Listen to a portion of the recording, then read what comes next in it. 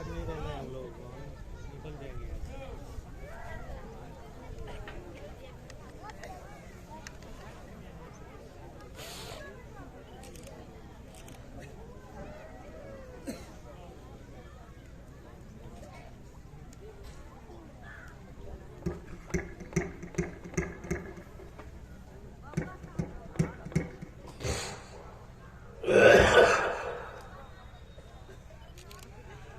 चलो चलो प्रेमियों,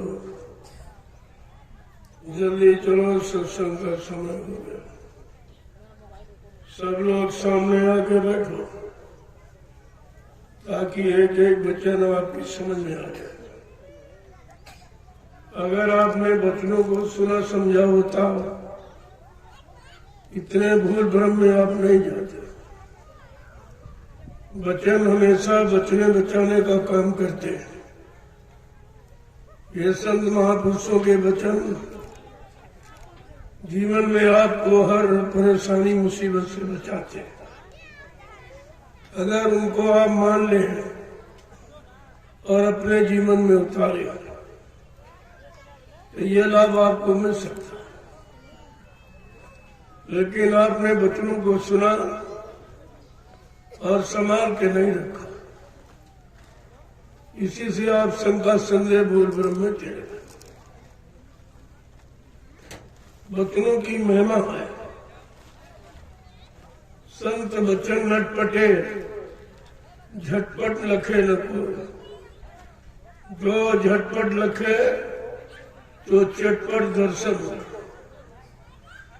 अगर कहीं समझ में आ गए तो जीवात्मा रूह को जगने में कोई देर नहीं। रूहें जगकर खुदा के पास चली जाएंगे और आत्माएं जबकि परमात्मा के पास। इतना बड़ा लाभ है वचनों का। संत महात्मा फकीर इसीलिए आते हैं। उनके आने का केवल एक ही काम है, रूहों को जगाना, निजात दिलाना, जीवात्माओं को जगाना, आत्मदर्शन कराना, परमात्मा से मिलाना। और उनका मृतलोक मंडल में कोई काम नहीं। लेकिन बगैर फकीरों के जरिए, बगैर महात्माओं के जरिए ये लाभ आपको नहीं मिल सकता, क्योंकि ये लाभ कोई नहीं जानता। रूहों को जगाना, निजात दिलाना, ये फकीरों का काम। जीवात्मा को जगाना, परमात्मा से मिलाना, ये संत महात्माओं का काम। बात एक ही है, केवल भाषा में आप बिगड़ गए, मतलब समझा नहीं। जैसे आम को आप आम कहो और अंग्रेज मैंगो कह दे तो क्या स्वाद बदल जाएगा? क्या उसका स्वाद बदल जाएगा? क्या उसकी यूटिलिटी, उपयोगिता बदल जाएगी? ऐसा नहीं होता। ये भ्रम जो लोगों में पैदा कर दिया। और फकीर महात्मा जब जब धरती पर आए, वो भूल भ्रम को दूर करने के लिए, ये जाति पाति के रगड़े झगड़े को खत्म करने के लिए, ये छोटा बड़ा गरीब अमीर, हिंदू मुसलमान, ये सब मिटाने के लिए। ये तो हमने आपने बनाया, खुदा परमात्मा ने कोई जाति नहीं बनाई, न कोई मजहब धर्म बनाया, न छोटा बड़ा गरीब अमीर बनाया, न हिंदू मुसलमान बनाया। उसने तो केवल एक इंसानी शक्ल आपको बना के दे, और इंसानी शक्ल को चाहे तुम हिंदू कह लो चाहे मुसलमान कह लो, ये तुम्हारी मानसिकता, उसकी तरफ से कोई मतभेद नहीं। अगर यही मतभेद हम मिटाए होते, आज हम पारस्परिक प्रेम प्यार मोहब्बत में होते, एक दूसरे के काम आते, एक दूसरे की खिदमत सेवा करते, क्योंकि इस्लाम यही सिखाता। नेक भले अच्छे काम की सलाह इस्लाम देता। इस्लाम खुदा कह रहा मेरे इस सृष्टि को तू सलाम कर। सलाम माने प्रणाम, हिंदी में प्रणाम कहते हैं, उर्दू में सलाम, एक ही बात, कोई अंतर नहीं। मेरी रूहों को तू सलाम कर। हर जिस्म में, हर शरीर में खुदा कह रहा मेरी रूह बैठी है। कोई जिस्म शरीर मेरी रूह से खाली नहीं है। मैंने अपने रूहों को रहने के लिए ये जिस्म शरीर बनाया और इसमें मेरी रूह रहती है। तुम ये भी भूल गए हो कि हर जिस्म में खुदा की रूह है, परमात्मा की जीवात्मा है। तो कोई शरीर को जो मारोगे, काटोगे, खत्म करोगे तो खुदा परमात्मा खुश होगा कि नाराज होगा? इतनी छोटी बात अभी तक आप नहीं समझ पाए हो। इस्लाम यही सिखाता, सबको सलाम कर, सबसे प्रेम कर, सबके काम आ, सबकी खिदमत कर, सबकी सेवा कर, ये सिखाता। और फकीरों ने आकर के आपको यही बताया, संत महात्माओं ने आपको यही सिखाया, लेकिन हमने उनकी बात नहीं मानी। जब मोहम्मद साहब इस सरजमी पर आए तो उन्होंने मुसलमानों के लिए क्या कहा? ऐ मुसलमान ईमान रहमान वालों, ये पाक साफ जिस्म ये खुदा की इबादत के लिए मिला। अगर तुमने एक कतरा कहीं मांस डाल दिया इसमें या एक बूंद शराब डाल दी तो मुझे से काफी।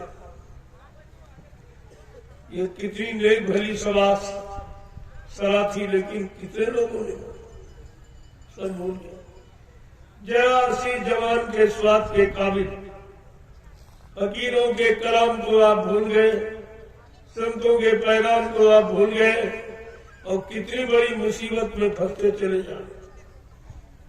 ये कोई आपको नहीं बता रहा ये बीमारियां क्यों बढ़ रही, परेशानियां क्यों बढ़ रही, लड़ाई झगड़े क्यों बढ़ रहे, पारस्परिक प्रेम प्यार मोहब्बत क्यों खत्म हो रहा। इंसान के अंदर खुदा की इबादत, परमात्मा के भजन करने की आदत क्यों खत्म हो। प्रेमियों, आदत ही इबादत है। आदत को इबादत कहती है, लेकिन आपने आदत खराब कर ली तो इबादत खराब हो। अब ये जवान की इबादत कबूल नहीं होगी। इस पर विचार करना चाहिए। जो आप जवान से हिंदू प्रार्थना करता है उसकी प्रार्थना क्यों नहीं स्वीकार कर रहा परमात्मा, और मुसलमान इबादत कर रहा है, खुदा उसकी इबादत क्यों नहीं कबूल करता, क्यों नहीं बोलता, क्यों नहीं उत्तर देता, क्यों नहीं उसको मिलता? क्या आपको दर्शन दीदार हुआ? इतने दिनों से खुदा की इबादत कर रहे हो, 5-5 बार नमाज अदा करते हो और खुदा एक बार भी नहीं बोला, एक बार न बोला, एक बार न मिला, न आपसे कुछ पूछा, न आपको कुछ दिया। लेकिन तुमने तो चिल्लाने की आवाज आदत बना रखी, चिल्लाते रहते।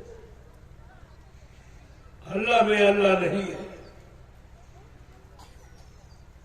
हिंदू महात्मा मंदिर पर लाउड स्पीकर लगा के हल्ला मचाता, मुल्ला मौलवी मस्जिद की चोटी पर लाउड स्पीकर लगा के हल्ला मचाता, ग्रंथी गुरुद्वारे की चोटी पर लाउड स्पीकर लगा के हल्ला मचाता, और पादरी गिरजाघर की चोटी पर लाउड स्पीकर लगा के हल्ला मचाता। मैं आपसे ये पूछता हूँ कि हल्ला में हल्ला मिला? आज तक किसी को मिला हो कोई बता दिया? फिर तुम्हारा मतलब क्या हुआ? ये आवाज लगाने का, इबादत करने का, अल्लाह को पुकारने का मतलब क्या हुआ? न आज तक बोला, न आज तक आपको मिला। तो आपको सोचना चाहिए। किसी इंसान को 2-3 बार बुलाओ न बोले तो आपको चिंता हो जाती कि हमसे नाराज क्यों, फिर उसकी नाराजगी का कारण आप ढूंढते हो। लेकिन इतने दिनों से आवाज लगा रहे हो, खुदा परमात्मा नाराज हो गया, क्यों नहीं बोलता? क्या किसी संत महात्मा फकीर के पास जाकर आपने पूछा कि खुदा हमारी इबादत क्यों नहीं कबूल कर रहा, परमात्मा हमारी प्रार्थना को क्यों स्वीकार नहीं कर रहा? कोई नहीं पूछा। और रात दिन अल्लाह मचाते रहते। अरे अल्लाह में अल्लाह नहीं है, करनी भी अल्लाह है। और फकीरों की करनी क्या है? करनी करो, मर मन डालो, इंद्री भोग विसारो, इतना काम करो तुम अपनी, फिर आगे की फकीर जाओ। संत कहो या फकीर को एक ही बात, मुर्शिद कहो, गुरु कहो, एक ही बात है। अल्लाह कहो, परमात्मा को एक ही बात है। लेकिन बात भेदभाव क्यों इतना पैदा? मुरीद कहो, शिष्य को एक ही बात। केवल भाषा का झगड़ा यहां खड़ा है और सब बेचारे झगड़े में फंस गए। जो प्रेम प्यार मोहब्बत था वो समाप्त था। एक दूसरे की खिदमत सेवा करते वो भी छूट गई। इतना वैरभाव पैदा कर दिया कि एक दूसरे के पास बैठ गए। आप इनको छुएंगे नहीं, इनका छुआ खाएंगे नहीं, इनको बर्तन नहीं छुआएंगे। कितना बड़ा विरोध ये जो समाज में पैदा कर दिया, जिससे मानव समाज बिखर गया, सब परेशान। जब एक साथ रहते थे, एक दूसरे के काम आते थे, आपस में भाईचारा था, तो कितना आनंद था, कितना सुख था। ऐसा न हुआ होता तो एक गांव में हिंदू मुसलमान क्यों रहे? अगर पहले से इनमें प्रेम प्यार मोहब्बत न होता तो एक साथ नहीं रहते होते। लेकिन आज वो कुछ मनचले लोगों ने अपना स्वार्थ हल करने के लिए आपने मतभेद पैदा किया और हम लोग प्रेम प्यार मोहब्बत की जगह लड़ाई झगड़ा करने, रहे मोरदया की जगह मारकाट करने। अरे तुम्हारा तो नाम है मुसल्लम, ईमान, रहमान, मुसलमान। मुसलमान कोई कौम जाति का नहीं है, नाम है। जिसमें पक्का रहे ईमान वो है मुसलमान। तो रहम तो आपने खत्म कर दिया अपने जीवन में। खुदा परमात्मा की बनाए कितने जीवों को मार काट डाला और ईमान क्यों चला गया? वही उनका मुर्दाबाद इस जिस्मानी मैजिक में, जिसमें यहाँ खुदा की रूह बैठी। जब आपको फकीरों ने बताया मेरी रूह इसी जिस्मानी मैजिक में है, एक पत्थर की मैजिक में नहीं, जिस्मानी मैजिक, तो आपको तो ये सोचना चाहिए जब इसमें खुदा की रूह बैठी है और खुदा की रूह के सामने हम ये मुर्दाबाद से गंदगी डालेंगे तो भला वो खुश होगा कि ना? मुर्दा घर में कोई नहीं रखता, अपने घर से प्रमाण ले। जिसको आपने पाला पोसा, बड़ा किया, काम लिया, अपना बनाया, जब वो शरीर मुर्दा हो गया तो उसको आप घर में नहीं रखते। कहते नहीं, घर का मुर्दा घर में नहीं रहेगा, मोहल्ले गांव में नहीं रहेगा, शमशान भूमि कब्रिस्तान में यानी गड्ढा खोल के दफना देते हो या लकड़ियों पर रख के जला देते, कोई घर में नहीं। तो तुम्हारा था, तुम्हारा पाला पोसा था, तुम्हारे इतने दिन काम आया, उससे आपने तमाम तरह के रिश्ते नाते जोड़े और आज कहते नहीं कुछ, सब खत्म। क्या कहते ये मुर्दा, ये मिट्टी। मिट्टी मुर्दा का नाम दिया। जब घर वाला मुर्दा खराब, कहते हो घर वाला मुर्दा घर में नहीं रहेगा तो बाजार वाला मुर्दा क्या रसोई घर में, क्या रसोई घर में रखोगे जहां भगवान का भोग लगाते? ये तुम्हारी बुद्धि में हो गया। जब सबसे खराब मुर्दा घर में नहीं रखा, क्या गांव में नहीं रखा, मोहल्ले में नहीं, चले जा इसको दूर बस्ती के बाहर कब्रिस्तान में गड्ढा खोद के दफना देना, या नदी किनारे लकड़ियों पर रख के जला देना, वापिस मत लेना। जब मुर्दा से इतनी दूरी आपकी बनाई गई तो बाजार वाले मुर्दा से नजदीकी बना लिया। यही आपका अपराध।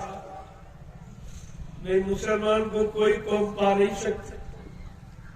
इतने नियम के सख्त, इतने पाबंद, बस केवल एक ये खान पान की बात समझ में नहीं आई, बेचारे सब फंस गए। जबकि लिखा तो ये है, जैसा करो आहार वैसे बने विचार, जैसा खाओ अन्न वैसा बने तन, जैसा पियो पानी वैसी होवे वाणी। इस देश का, ये धार्मिक देश, मजहबी मुल्क, ये शिक्षा और फकीर महात्माओं की है। आपको इसको अपनाना चाहिए। अगर फकीरों को अपना मानते हो, संत महात्माओं को अपना मानते हो, तो अपने की बात आपको माननी चाहिए। उनके बताए रास्ते पर आपको चलना चाहिए, तो तुम्हारा जीवन सुखमय, आनंद में। आपने एक भी बात नहीं मानी और मनमानी करके आपने ये क्या बना डाला। सब रो रहे। बाबा जय गुरुदेव जी महाराज ने कितने पहले से आपको जागरण करा, चेतावनी दे रहे सन 1980 से बराबर खान पान के बारे में। कहा बच्चा, मनुष्य का खान पान नहीं, परमात्मा खुदा ने जितने जीव बनाए सबका भोजन अलग बनाया। पशुओं का अलग, पक्षियों का अलग, कीड़े मकोड़ों का अलग, जंगली जानवरों का अलग, और आदमी इंसान का भोजन सबसे अलग बनाया। क्योंकि परमात्मा खुदा को इंसान बहुत प्यारा है। भगवान राम ने कहा भी है कि सब मेरे, इस सब मम ऊपर जाए, और तीन में आदि के मनुज मेवाए। भगवान राम क्या कह रहे, ये सारी सृष्टि मेरी बनाई। जितने जीव जंतु आप देख रहे हो, ये किसी इंसान विज्ञान ने नहीं बनाया। ये खुदा कह रहा सब मेरे बनाए, और इन सब में मेरी रूह बैठी है। कोई शरीर ऐसा नहीं जिसमें मेरी रूह न बैठी, कोई शरीर ऐसा नहीं जिसमें मेरी जीवात्मा न बैठी। जब इतनी बड़ी सीख, शिक्षा, तालीम आपको मिली, तो आपको तो इस बात को स्वीकार करना चाहिए। जैसे तुम्हारा शरीर भी खुदा का बनाया, और मुर्गे, बकरा, मछली का भी शरीर खुदा ने बनाया। तुम्हारे में भी जीवात्मा बैठी उस खुदा की रूह, और उनमें मछली में और मुर्गे में भी, उनमें भी बैठी। क्योंकि बगैर रूह जीवात्मा के कोई शरीर जिंदा नहीं रहेगा। शरीर तो जड़, ये पंचभौतिक शरीर जड़ तत्व से बना। क्षितिजल पावक गगन समीरा, पंच तत्व या रचित शरीरा। जल, पृथ्वी, अग्नि, वायु, आकाश, 5 मसालों को मिलाकर विचित्र कारीगरी से परमात्मा खुदा ने इस जिस्म शरीर को तैयार किया, और इसी जिस शरीर में अपनी रूह जीवात्मा को बैठा दिया, और आप समझ नहीं, इसी में बैठा, उसमें कोई नहीं बैठा। ईंट पत्थर वाले मंदिर मस्जिद को तो इंसान ने बनाया, और ये शरीर जिस्म वाली, इसको भगवान खुदा ने बनाया। तो मैं आपसे ये पूछता हूँ, खुदा भगवान अपने वाले में रहेगा कि तुम्हारे वाले में? अपने वाले में। क्या तुम्हारे वाले में कभी था, या है, किसी ने देखा, या कभी आएगा? वो तुम्हारी यादगार स्थल थी। यहाँ बैठकर आप याद करेंगे ये यादगार रिश्ता है। यहाँ आए नहीं थे कभी, न है न कभी आएगी। बड़े बड़े साफ शब्दों में धर्म शास्त्रों ने भी लिखा है, न हम बसामी वैकुंठे योगिना हृदय नचा मत भक्त्वा यत्र गायन्ति तत्र तिष्ठामि नारदा। भगवान कह रहे, हे नारद, जहां तुम हमको खोजते हो मैं वहां कभी नहीं रहता, न पानी में, न पत्थर में, न कागज में।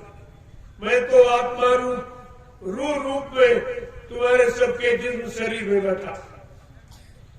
क्या तुमने कभी अपनी जिस्म में, अपने शरीर में खुदा की रूह को खोजने की कोशिश की? परमात्मा जीवात्मा के जानने की इच्छा व्यक्त की आपने? किसी फकीर संत महात्मा से आपने पूछा कि हमारी रूह कहाँ बैठी है, खुदा की रूह कहाँ बैठी, परमात्मा की चेतन जीवात्मा कहाँ बैठी? क्या कभी आपने पूछा? बस यही आपकी कमी। एक तो महापुरुष आते नहीं है और कभी आ गए तो तुम पहचान नहीं पाते। सबसे बड़ी तुम्हारी कमजोरी यही है। ऐसा समृद्ध मालिक इस भूमंडल पर कभी नहीं आया। यहाँ का इतिहास और तवारीख सब बता रहे कि गुरु आया, संत आए, सदगुरु आए, लेकिन अनामी महाप्रभु यहाँ कभी नहीं। और तभी आप उनको पहचान नहीं पाए। अगर कभी आए होते तो इतिहास बना होता, उनकी जानकारी लिखी गई होती। जब कभी आए नहीं तो जानकारी नहीं। इसलिए बाबा जी को अपना परिचय खुद देना पड़ा कि मेरे बारे में मेरे जीव कहीं भ्रमित न हो जाए। कोई स्वार्थी लोभी लालची अपने स्वार्थ लालच में इन जीवों को बहका भरमा न दे और हमारी दया से दूर हो जाएगा। इसलिए आपको बाबा जी ने पूरा परिचय किया। इतनी पहचान परसेंट सृष्टि में किसी ने नहीं। और 10 जुलाई 1952 से 2012 यानी 60 वर्ष आपको सुनाया, समझाया, चिताया, जगाया, लेकिन तुम्हारी समझ में कुछ नहीं आया। एक भी वचन गुरु का तुम्हारे पास नहीं। तो कभी आप उनकी दया कृपा से बच नहीं पाए। आज गुरु परिवार में जो शंका के बादल छाए, इसका कारण यही है कि हमने अपने मुर्शिद कामिल फकीर गुरु की पहचान की। क्योंकि संत महात्मा फकीर किस काम के लिए आते हैं और कौन सा काम करते हैं? ये रूहों जीवात्माओं को जगाने के लिए आते हैं और उनको खुदा का दीदार, परमात्मा का दर्शन कराने के लिए। इसके अलावा मृत्युलो मंडल पर उनका कोई काम, और आप उनके काम को समझ नहीं पाए, तभी आप शंका में चल गए, आपस में लड़ने झगड़ने लगे। हमें तो बड़ा ताज्जुब होता है कि राम के भक्त क्या लड़ते हैं, क्या खुदा के मुरीद कभी लड़ते हैं? क्या कृष्ण के भक्त कभी लड़ते? बड़े प्रेम से रहते।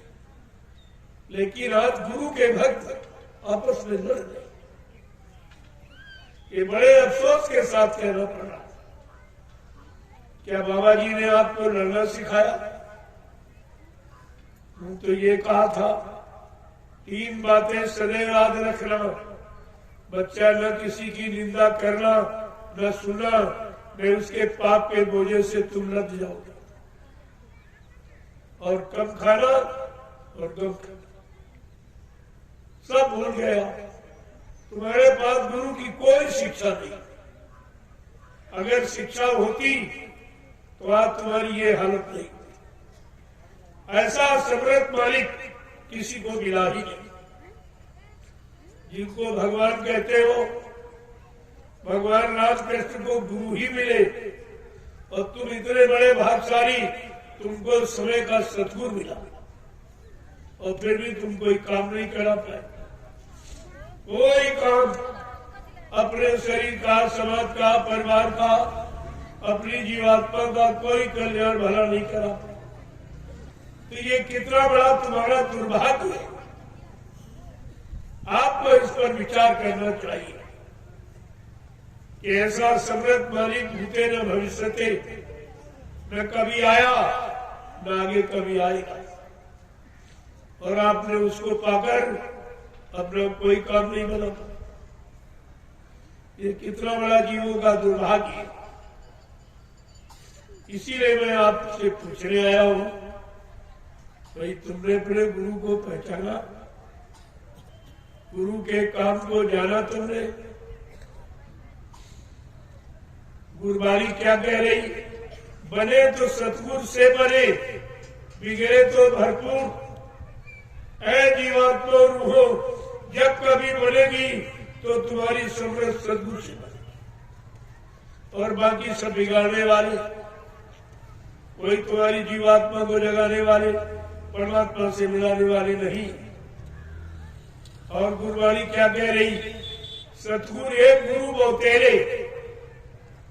इस संसार में गुरु तो बहुत, वो भी आपको बताया कि आप कहीं भूल भ्रम में न पड़ जाए कि सच्चा गुरु कौन है। प्रथम गुरु पिता और माता, जो है रक्त बीज के दाता। दूसरे गुरु भाई वो दाई, जो गर्भवास की मैल छुड़ाई। तीसरे गुरु नाम जो धारा, ले ले लो जो गांव पुकारा। चौथा गुरु जो दीक्षा दीना, तब संसारी मार्ग कीना। पांचवा गुरु जो शिक्षा दीना, राम नाम का सुमरन कीना। छठवा गुरु भरम सत्कारा, ओंकार से नाता जोड़ा। लेकिन सतवा सदगुरु और सत्य रखाया, और जहां कजीब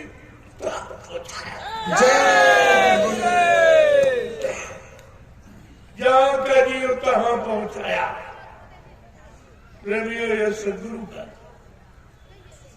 और वही सदगुरु आपको मिले, और आपसे वादा भी किए।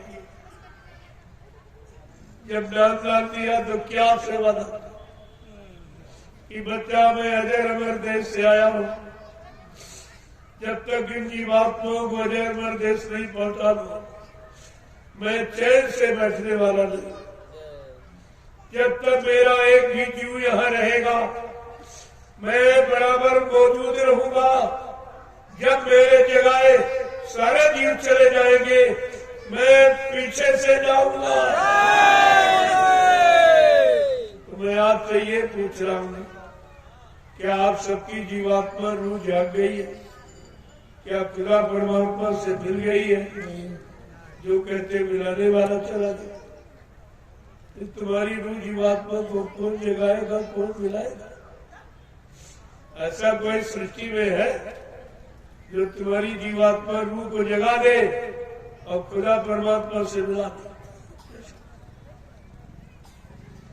ऐसे समृद्ध मालिक आपको मिले, लेकिन दुर्भाग्य ये रहा कि आपने उनको पहचान अपना बना नहीं पाया, अपना अपनी जीवात्मा रूह का कल्याण नहीं करा। ये कितना भारी नुकसान आपने अपना किया, और आज भी तुमको फिक्र नहीं कि हमारा नुकसान हो, क्योंकि तुमको इसलिए मालूम कि मानव जीवन का कर्तव्य क्या है। आखिरकार परमात्मा खुदा ने ये मनुष्य शरीर जिसको क्यों दिया? खुदा परमात्मा के पास बहुत से शरीर, पशुओं के, पक्षियों के, जंगली जानवरों के, कीड़े मकोड़ों के, कोई शरीर दे देता। अगर परमात्मा खुदा को तुमसे कमाई कराना होता तो उसके पास कमाई करने वाले जीव हैं, बैल है, घोड़ा है, खच्चर है, गधा, ये रात दिन कमा किया, आपको इसी में जन्म दे देता। लेकिन ये जिस्मानी मैजिक और ये मनुष्य मंदिर आपको नहीं देता। क्या कभी इस पर विचार किया आपने? अगर परमात्मा को तुम्हारे से बाल बच्चे औलाद पैदा कराने होते तो परमात्मा खुदा के पास कुछ ऐसे जिस्म शरीर है जो एक बार में 5-5, 6-6, 7-7 बच्चे पैदा, आपको उन्हीं उसी में जन्म दे देता और भोगों की प्यास बुझा देता। लेकिन ये जिस्मानी बहनी और मनुष्य मंदिर आपको कहते हैं। तो आपको फकीरों से पूछना चाहिए, महात्माओं से पूछना चाहिए, आखिरकार ये मनुष्य मंदिर हमें क्यों मिला, इसका मुख्य कर्म क्या है? गोस्वामी जी महाराज ने जो गृह संत फकीर थी,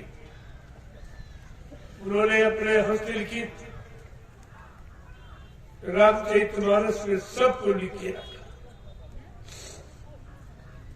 ये मानव जीवन के बारे में बहुत स्पष्ट कहा कि बड़े भाग्य मानुष तन पावा, असुर दूर लाभो इस ग्रंथन गावा।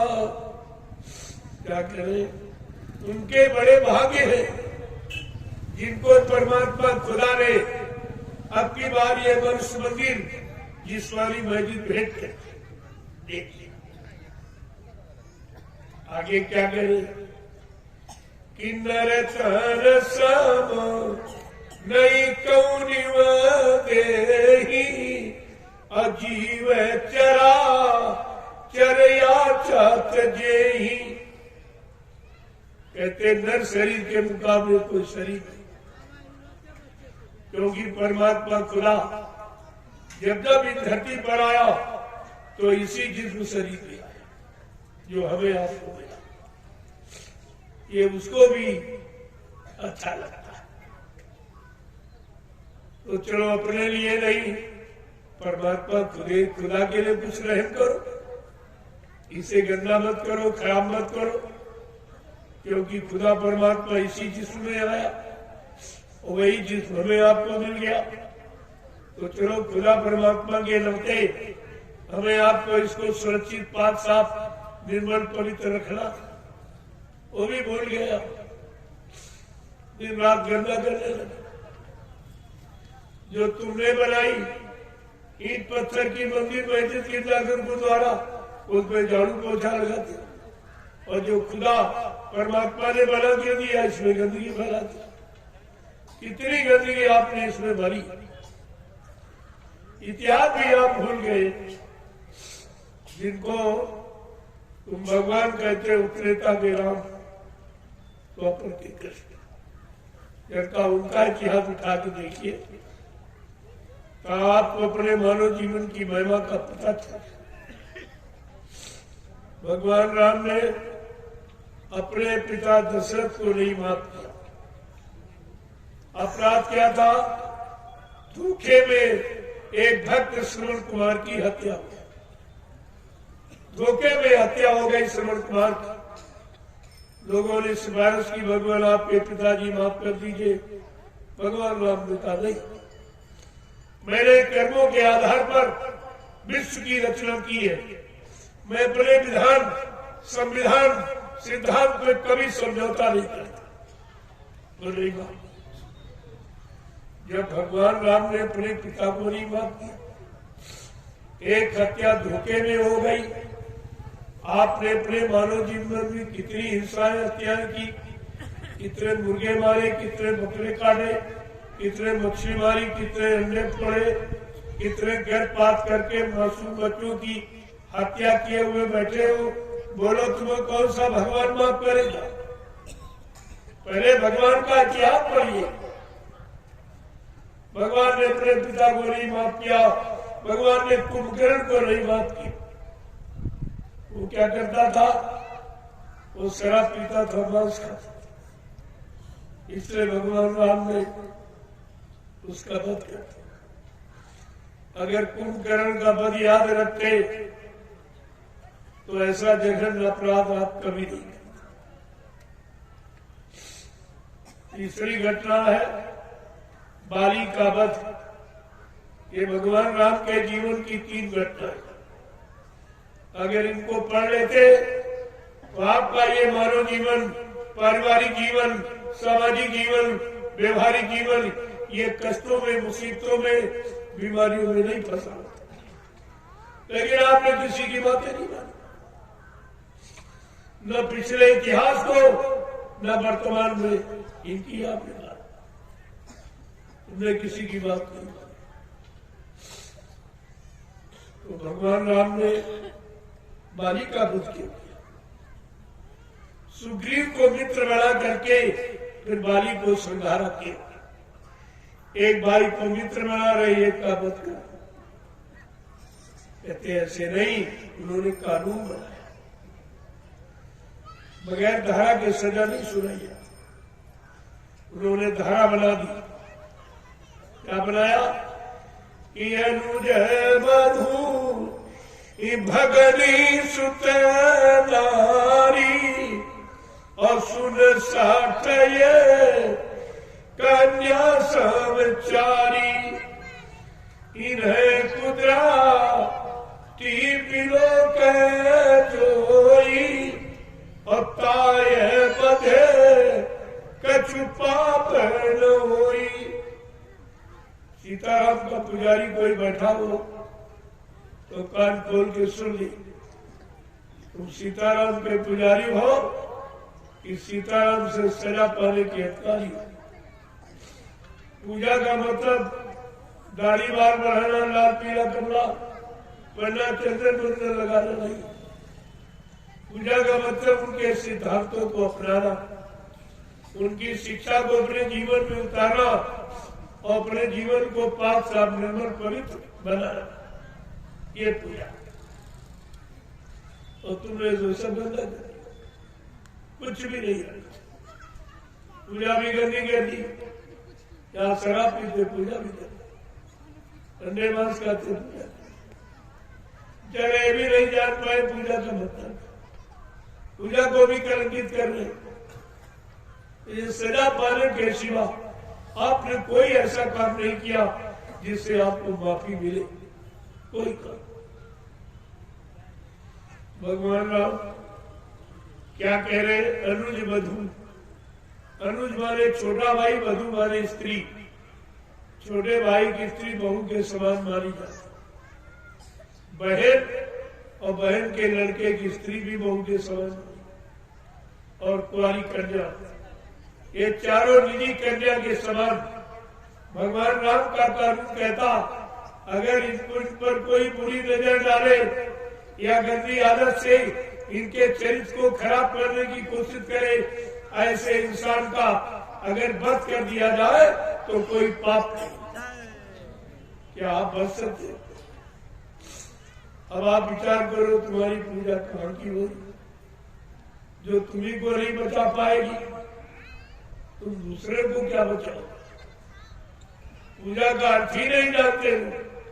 पुण्य जा, पुण्य के, सेवा के, दया के भाव जब पैदा हो जाए वैसी पूजा का शुभारंभ होता। तो तुम्हारे में तो गंदगी के भाव आ रहे, पूजा ने तो कोई काम नहीं, इसलिए आप पूजा से भी वंचित रहेंगे। बगैर जानकार के कोई काम करोगे तो अच्छा नहीं। पहले जानकार की तलाश करो, उनसे जानकारी ले, तब कोई काम करो तो आप सफलता प्राप्त करो।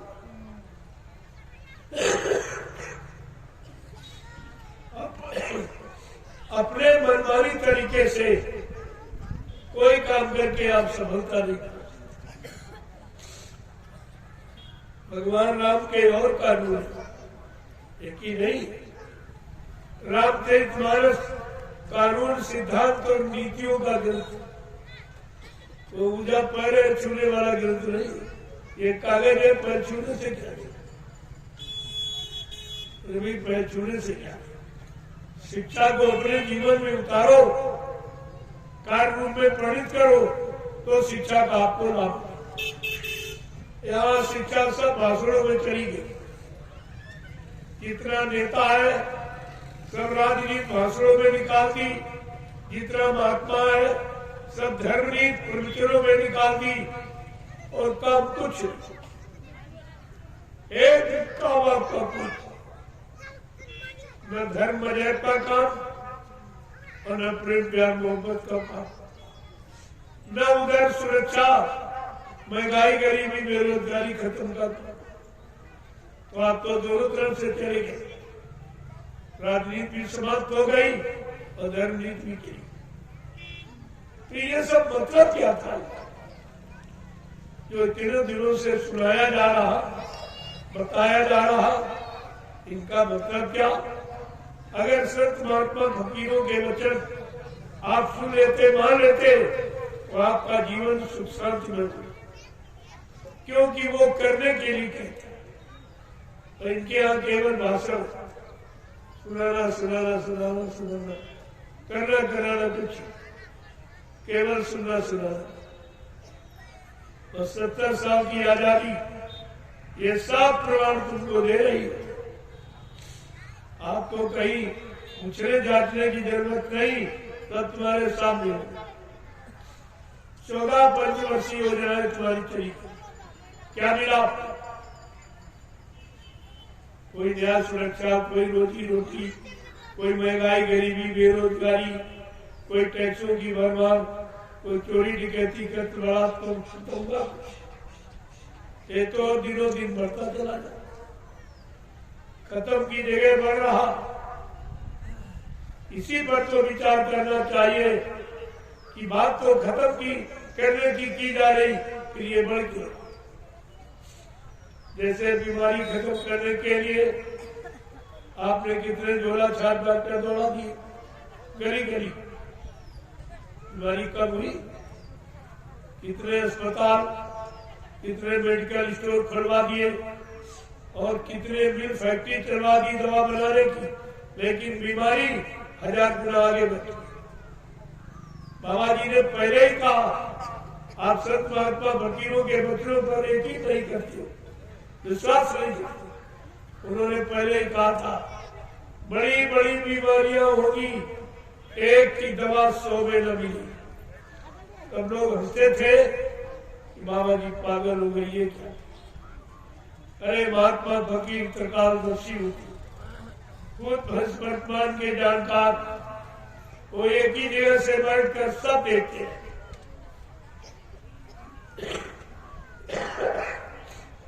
अगर देखते रहे होते तो आपको भविष्य की जानकारी कैसे दी? जो भविष्यवाणी उन्होंने किया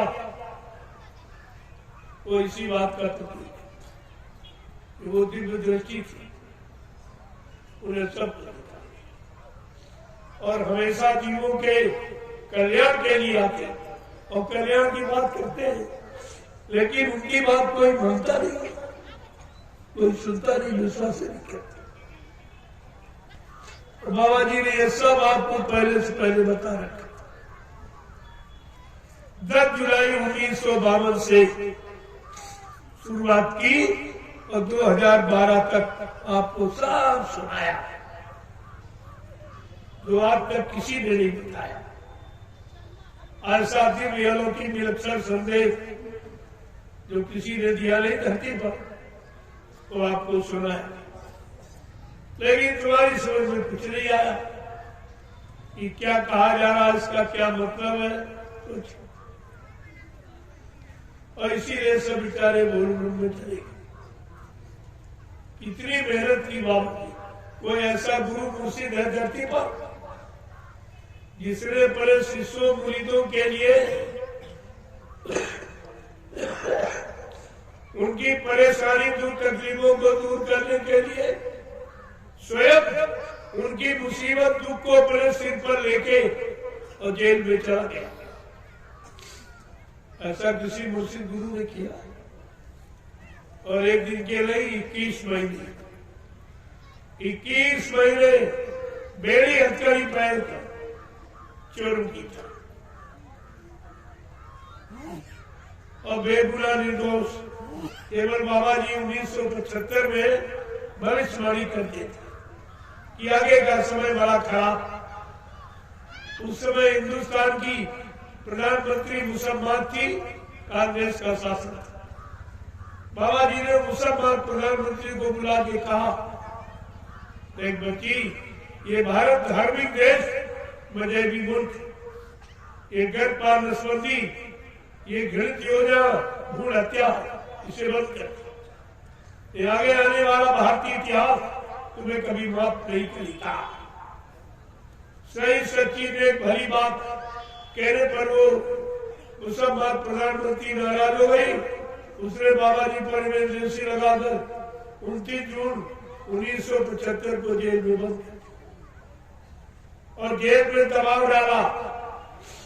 आप पुलिस शिष्यों से हमारा प्रचार करा दीजिए, आपको बहुत सा रुपया पैसा दूं और एक हेलीकॉप्टर। बाबा जी ने कहा, अरे होश में है तू किससे बात कर रही है?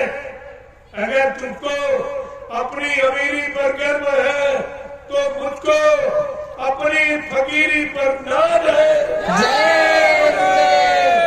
और जेल में आने का मेरा मुहूर्त है। प्रेमियों, महात्मा मुहूर्त होता है। जब ऐसा कहा तो मुसम्माद प्रधानमंत्री फिर बहुत नाराज हुआ। उसने बाबा जी को बेड़ी हथकड़ी पहना दी, बीच पे एक डंडा लगा दिया कि बाबा जी ने बैठ पाए न लेट पाए। जो सजा चोट डकैत कतरी को आज वो महापुरुष को दी जाए, परिणाम कितना बुरा होगा। और बाबा जी ने कहा भी, जो हमसे टकराएगा वो चूर चूर हो जाएगा। इस पर वो और नाराज हो गई। उसने बाबा जी को एक कटघरे में बंद किया, मार डालेगी, न इनको भोजन पानी दिया जाएगा, न हवा प्रकाश, बाबा मर जाएगा। और कटघरा 6 महीने उत्तर प्रदेश की जिला जेल में हेलीकॉप्टर के द्वारा रातों रात, कभी जिले की जेल में, कभी जिले की जेल में, कभी जिले की। जब इनके 6 महीने पूरे हो गए, इन्होंने सोचा तो बाबा मर गए होंगे। वो कटघरा दिल्ली के तिहाड़ जेल में चला गया। प्रेमियों, एक भव्य प्रकाश निकला। बाबा जी साधना ली, कपड़े एकदम प्रेस किए। ये चमत्कार देखकर जेल के कर्मचारी अधिकारी घबरा गए। उन्होंने मुसम्माद प्रधानमंत्री के पास सूचना भेजी कि बाबा जी मरे नहीं, बल्कि ऐसा सब चमत्कार। ये सुनकर वो बहुत घबराई मुसम्माद प्रधानमंत्री और अपने गुरु देवरा बाबा के पास गए। हाथ जोड़ के प्रार्थना कर रही उनसे कि महाराज ये बताओ, ये जय गुरुदेव नाम के महात्मा कौन है, क्या? देवरा बाबा ने करे, बच्ची उनको छेड़ा मत, वो युग पुरुष है, युग सृष्टा है, युग दृष्टा। अगर वो परख बंद कर ले तो प्रलय हो जाएगा। वो मुसम्माद कह रही, महाराज हमने तो उनको अकारण बेगुनाह निर्दोष जेल में बंद किया। मैंने बेड़ी हथकड़ी उनको पहनाई, मार डालने के लिए 6 महीने कटघरे में बंद किया। देवरा बाबा ने कहा, जा जा बच्ची, वो दयालु, वो माफ कर देंगे, दयालु हो जा। 1979 में वो मुसम्माद प्रधानमंत्री मथुराश्रम माफी मांगने आई और चरणों में सिर को रख लिया, 80 मिनट रोती। आप हमको माफ कर दीजिए, आप क्षमा कर दीजिए, आपको जानकार मैं आपको पहचान नहीं पाई, मैं आपको जान नहीं पाई, मतलब इसी तरह माफ कर दिए। ये इतने बड़े दयालु, इन्होंने माफ भी कर दिया उसको और आशीर्वाद भी दिया। वो दोबारा फिर प्रधानमंत्री। ये दयालु का काम देखिए आप, कोई बदले की भावना नहीं। जिसने जेल में बंद किया, मार डालने का पूरा प्रयास किया, तभी बाबा जी ने कहा, बच्चा, पिछले राजनीतिक लोगों ने हमें भली भांत अटवा लिया है। मेरे बारे में कोई कुछ भी कहे, तुम कभी विश्वास मत करना। न मुझे कोई मार सकता, न मुझे कोई धोखा दे सकता, न मुझे कोई धन दौलत सामान से खरीद सकता। मैं अपना काम करने आया हूँ, काम करके ही जाऊंगा। ये बद्रीनाथ को याद रखना, लेकिन तुम्हारे पास बाबा जी का कोई वचन नहीं, इसीलिए आप आश्रम का संदेश देते हो। एक तो सही सच्ची अच्छी बात मालूम नहीं है, और कोई बताए तो तुम्हारी समझ में नहीं है। इसी को कहते हैं विनाशकारी विपरीत बुद्धि। जब जिनका विनाश होने को होता है, उनकी बुद्धि विपरीत दिशा में काम करती है। उनको कितनी सच्ची अच्छी बात बताओ, उनके समझ नहीं। मैं तो आपसे मिलने आया हूं, अपने गुरु परिवार से मिलने आया हूं, और आप भेदभाव रखते हो। मेरे अंदर तो कोई भेदभाव नहीं। अगर भेदभाव होता तो महाप्रसाद लेकर आपके गांव क्यों जाते? ये गांव गांव महाप्रसाद, गली गली पुकार गुहार लगा के ये सबको दिया गया। क्या हिंदुस्तान में कभी, नेपाल राष्ट्र में क्या कभी किसी ने ये काम किया? ये आज कोई कर रहा, ये आगे कोई कर सकेगा? तुम्हें इस पर विचार करना चाहिए। अगर हमारे में हमदर्दी न होती, अपना परिवार न समझा होता, तो ये काम करने क्यों निकला? और सबको पुकार लगा होगा। मैं प्रसाद दे रहा हूँ, तुम क्या दे? सत्संगी का मतलब क्या? सत्संग में आना और प्रेमियों को बुला के ले आना। ये सत्संगी कैसे? ये मना है। बड़ा विरोध, इतना विरोध। अरे तुम्हें शर्म आनी चाहिए।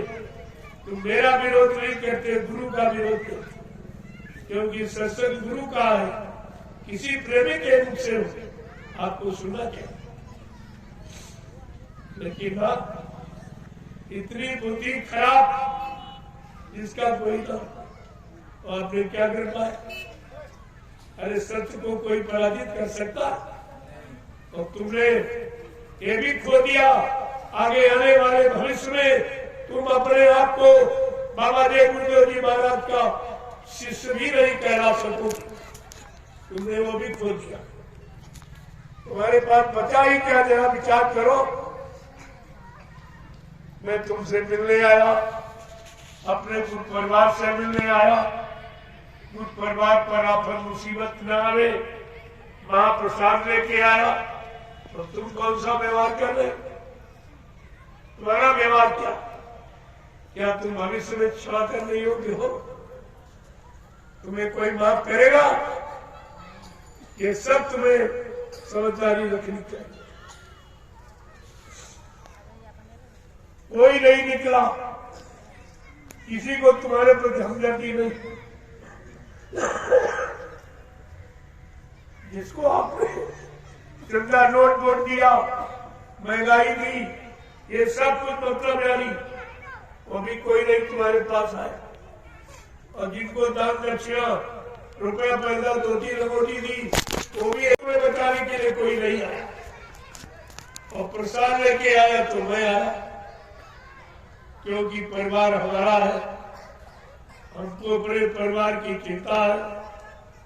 हर इंसान को अपने परिवार की चिंता होती है, तो हमको भी अपने गुरु परिवार की चिंता है कि हमारा गुरु परिवार मुसीबत में न जमे पाए, बीमारी परेशानियों में न फंसने पावे। इसलिए मैं महाप्रसाद दे दिया, जो हिंदुस्तान में किसी ने नहीं किया। प्रेमियों, प्रसाद बनाया जाता, खरीदा नहीं जाता, और हिंदुस्तान में प्रसाद कोई नहीं बना सकता। ये ताकत शक्ति किसी की। प्रसाद वो बनाएगा जो अपने सदगुरु को उनके हुक्म आदेश का पालन करके उनके वचनों पर चलकर उनको खुश कर लेगा। वो अपने सदगुरु दियाल की दुआ दिया किसी में प्रवेश करके जीवों को लाभ दे सकता, ये लाभ दे सकता। और ये तो काम किसी के बस का है नहीं। मैं इसी से आपको सच्चाई बता दूं। एक झंडा मैंने गड़वाया है, और जो कह रहे बाबा जी चले गए, एक झंडा वो गाड़ कर एक प्रेत आत्मा उतार के दिखा दे, एक बीमारी कम करके दिखा दे, हम तुम्हारी बात मान लेंगे। नहीं तो पछता के आंसू गिरा के तुम सबको जय गुरुदेव प्रभु नाम झंडे के नीचे आना ही पड़ेगा। जय गुरुदेव। कोई नहीं बचेगा। इतनी मुसीबत आपत्ति का समय आया, आपको तो दिखाई नहीं दे रहा, लेकिन हमें तो दिखाई दे रहा। दिखाई नहीं देता तो क्यों आता? क्या आपने उनको बुलाया? मैं तो इसीलिए आया हूं क्योंकि मेरा काम है परमार्थ के कारण साधु धरा शरीर, परमार्थ समाज देश और राष्ट्र साधु महात्मा, उनका अपना कोई काम नहीं, न रात का, न पाठ का, न धन, न दौलत, कुछ आपसे कुछ नहीं चाहिए और आप सब कुछ दे रहे हैं। आपको सब कुछ दे, आपको तो समझना चाहिए। क्या तुम्हारा कोई हमदर्द है? तुम्हारा कोई सुचिंतक रहनुमा है? तुम्हारी चिंता किसी को है? तुम्हारे बाल बच्चे बच जाए, परिवार बच जाए, क्या ऐसी चिंता किसी को है? और फिर भी तुम्हारी समझ में नहीं है।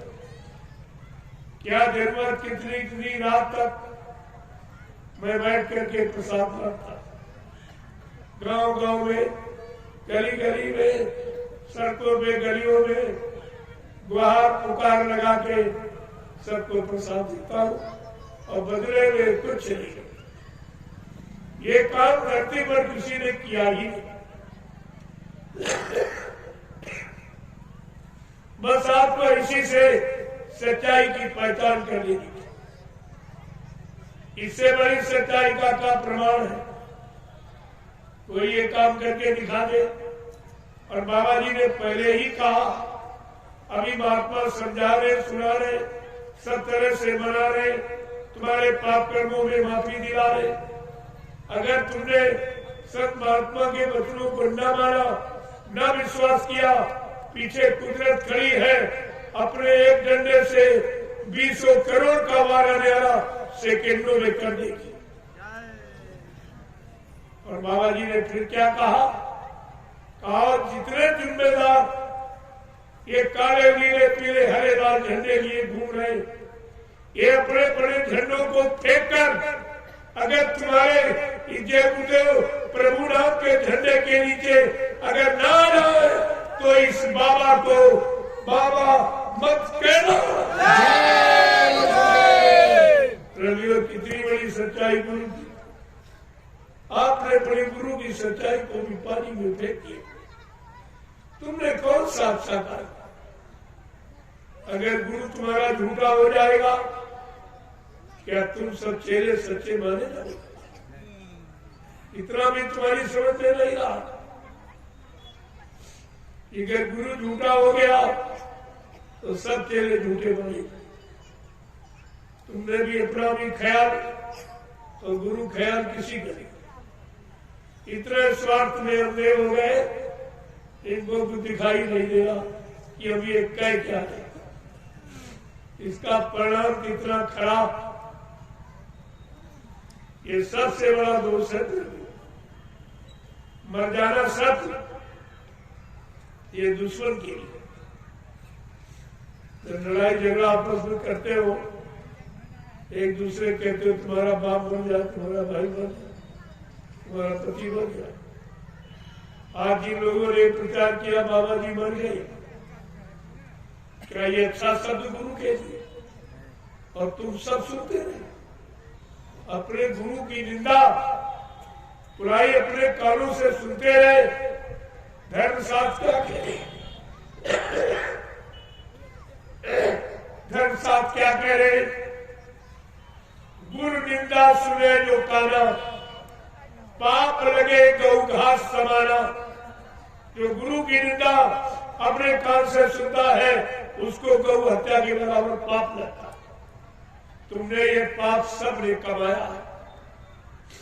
तो सबने ये कहा, किसी के मुंह से नहीं निकला कि बाबा जी ने तो बहुत वादे किए, कहा का बच्चा मैं कड्डू को भगाऊंगा, सज्जू को लाऊंगा, तब जाऊंगा। ये बीच में ही कैसे हो गया? आपको वचनों पर ध्यान देना चाहिए। क्यों? संत वचन पलटत नहीं, परंतु क्या ब्रह्मांड, चाहे ब्रह्म अपनी ब्रह्मांड की रचना में तब्दीली बदलाव क्यों न करती, लेकिन संत जो कहेंगे वो करके दिखाएंगे। लेकिन आपको बड़े गुरु पर विश्वास ही नहीं। गोस्वामी जी महाराज ने तो कितनी बड़ी महिमा संतों की।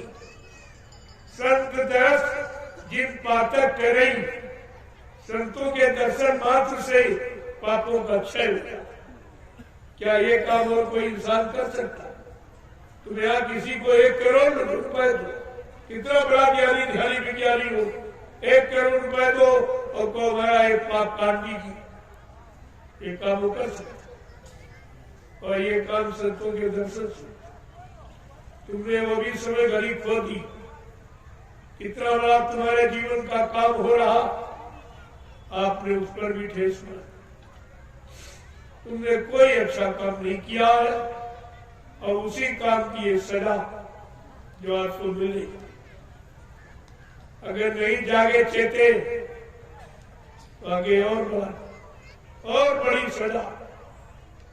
कुदरत ने ऐसी जानलेवा बीमारी तैयार की कि अगर लोग शाकाहारी सदाचारी न हुए, अच्छे भले नेक इंसान चरित्रवान न बने, तो कहा कुदरत ने ऐसी जानलेवा बीमारी तैयार कर रखी कि पर घड़ी मिनट नहीं लगेगा, गांव के गांव, शहर के शहर, मुल्क के मुल्क साफ हो जाएगा। बाबा जी ने पहले ही आपको बताया था कि 12-12 कोस पर कोई चिराग जलता नजर आएगा। इतनी बड़ी जरहानी हो जाएगी, ये तमाम मकान खाली पड़े रहेंगे, कोई रहने वाला नहीं दिखाई देगा। और आज आप एक इंच जमीन पे झगड़ा करते, क्योंकि तुम्हें अपना भविष्य नहीं मालूम कि आगे कैसा समय आ रहा। लोग मकानों में रहने वाले नहीं मिलेंगे। इतना खराब समय आपने अपने कार्य कारनामों के द्वारा बना के तैयार किया और उसी से बराबर आपको मना किया जाए कि चलो हम जानते हैं आप धर्मात्मा महात्मा नहीं बन पाए, सच्चे ईमानदार नेक भले चरित्रवान नहीं बन पाए, तो शाकाहारी बन। इसमें कौन सी शाकाहारी बनने में कोई खर्चा नहीं, बल्कि अपना धन जो गंदे खान पान में आप बर्बाद करते हो, तुम्हारा धन बचाए, तुम्हारे बाल बच्चों के पढ़ाई लिखाई के काम आवे, शादी ब्याह के काम आवे, घर मकान बनाने के काम आवे। महात्मा सब तरफ से तुम्हारी मदद करना चाहिए। लेकिन दुनिया ऐसी बावरी, कोई ग्राहक न पतिया, कोई लेने वाला, इस सस्ते सौदे का कोई ग्राहक न, कोई हिंदू मुसलमान किसी की समझ नहीं। क्या करे क्या न करे, क्या करे क्या। और दिनों दिन व्यवस्था बिगड़ती चली। आप देख ही रहे हो इतना समय खराब, जिसके आसार नजर आ रहे हैं, खून बरसता दिखाई दे रहा, इतनी जवानी हो जाए। अभी एक छोटी सी बीमारी कोरोना नाम की आई, करोड़ों चले गए दुनिया से, कोई नहीं बचा पाया, न प्रधानमंत्री राष्ट्रपति बचा पाया, न मुख्यमंत्री बचा पाया, न कोई डॉक्टर वैद्य हकीम बचा पाया, न कोई दवा बचा। क्योंकि ये मर्ज नहीं है, ये थी कुदरत की नाराजगी, जिसको बाबा जी ने 6 नवंबर 1986 को बताया कि अगर आप लोग शाकाहारी सदाचारी चरित्रवान न बन पाए तो आगे बड़ा खराब समय आ, अपने आप को बचाना बड़ा मुश्किल हो जाएगा। इसलिए बाबा जी ने कहा अब हिंदू मुसलमान हमारी प्रार्थना स्वीकार करें कि आप लोग शाकाहारी हो जाओ। ये हमारा जन्मसिद्ध अधिकार। जब बच्चा माँ के पेट से पैदा होता, चाहे हिंदू घर में पैदा हो चाहे मुसलमान घर में, किसी जाति पैदा हो, क्या किसी माँ ने पैदा होने के वक्त अपने बच्चे अंडा खिलाया, मुर्गा खिलाया, बकरा खिलाया, नहीं, शराब पिलाई? नहीं। हर माँ ने अपना दूध पिलाया। ये दूध शुद्ध शाकाहारी। इसी दूध से संबंधित जो परमात्मा खुदा ने हम सब इंसानों के लिए यहाँ भोजन बनाया, सीजनल अनाज, सीजनल दालें, सीजनल सब्जियां, फल फूल मेवे, दूध मक्खन मलाई घी, इसको कहते शुद्ध शाकाहार, सात्विक आहार, इंसानी खुराक और मानवीय भोजन। इसी अगर मानवीय भोजन करते होते तो हमारे सब में आप मानवता होता, इंसानियत होती, प्रेम प्यार मोहब्बत सेवा दिया, सदाचार परमात्मा खुदा की आत्मा, सबके अंदर माँ बहन बेटी बहू की परख पहचान। लेकिन आज ये सब खत्म, और ये भी नहीं जान पा रहे क्यों खत्म हो, कहां से खत्म हुआ। इसी पर तो आपको विचार करना चाहिए। आज के 50 वर्ष पहले इतने स्कूल कॉलेज नहीं थे, इतने लोग पढ़े लिखे, लेकिन उन बिना पढ़े लोगों के अंदर प्रेम सेवा दया सदाचार परमात्मा खुदा की आत्मा भरी थी। कूट उनके मन मस्तिष्क में माँ बहन बेटी बहू की पहचान थी। और आज ये सब पढ़े लिखे इन बातों से पूर्णतः खाली।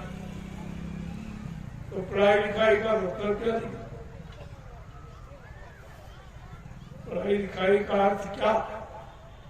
क्या पढ़ लिख करके सब मर्यादा भूल जाए, शिष्टाचार भूल जाए, माँ बाप की कदर करना भूल जाए, माँ बहन बेटी की पहचान भूल जाए? क्या पढ़ाई लिखाई का यही अर्थ है? अरे आपको भी इस पर विचार करना चाहिए कि शिक्षा का मतलब क्या। ये तो शिक्षा सब शिक्षा में बदली जा रही, धर्म अधर्म में बदला जा रहा, पुण्य पाप में बदला जा रहा, सत्य झूठ में बदला जा रहा, और दया और रहम हिंसा मारकाट में बदली जा रहा। तो इसका मतलब क्या है?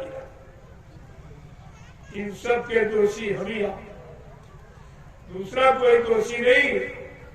हम ही आप यहाँ रहते हो, कि देश को समाज को खराब करने का ये हमारा आपका था, ये अभी आपने किया, तो दोष पर हमारे आप पर लगे। आपने क्यों ऐसा किया, क्यों ऐसा माहौल बनाया? बाप जवाब क्या? मैं आपसे पूछ नहीं पाया, कल भी आपसे पूछ रहा, गुरु परिवार के लोगों से तो अक्सर पूछता रहता, क्योंकि ये सब भ्रमित हो गए। 45 करोड़ चेला हिंदुस्तान में बाबा जी, इतने धरती पर किसी महात्मा के पास, किसी नेता के पास, किसी पार्टी में इतना बड़ा जरूरत नहीं है। और आज क्या हो गया उस परिवार का? एकदम मिट, इन चेलों में सब मिट। बाबा जी ने संगठन बनाया, जय गुरुदेव धर्म प्रचारक संस्था मथुरा भारत संगठन, दूरदर्शी संगठन, भूम ज्योतक खेतिहर काश्तकार संगठन, और चेलों ने सब मिटे सब मिटे। क्या तुम भविष्य में बाबा जी के शिष्य कहला सको? क्या शिष्य का कर्तव्य यही होता, गुरु की बनाई व्यवस्था को बिगाड़ना, कि आगे बढ़ाना, कि सुचारू रूप से चलाना? इतनी भी बात इनकी समझ में नहीं आई, केवल स्वार्थ लोग लालच की सब। अरे तुमने किसी का खत्म नहीं किया, तुमने अपना भविष्य खराब किया। तुमने अपने आप को गुरु से अलग किया, गुरु की दया से अपने आप को अलग किया, जो दया अन्यत्र कहीं नहीं मिल सकती। ये तो आगे आने वाला समय बताएगा आपको, जब चारों तरफ से कुदरत मार लगाएगी तब आप किसको पुकारोगे? पुकारने वाला एक समर्थ गुरु, और उसको आपने बुला दिया और कह दिया वो तो मर गए। अब तुम किसको बुलाओगे?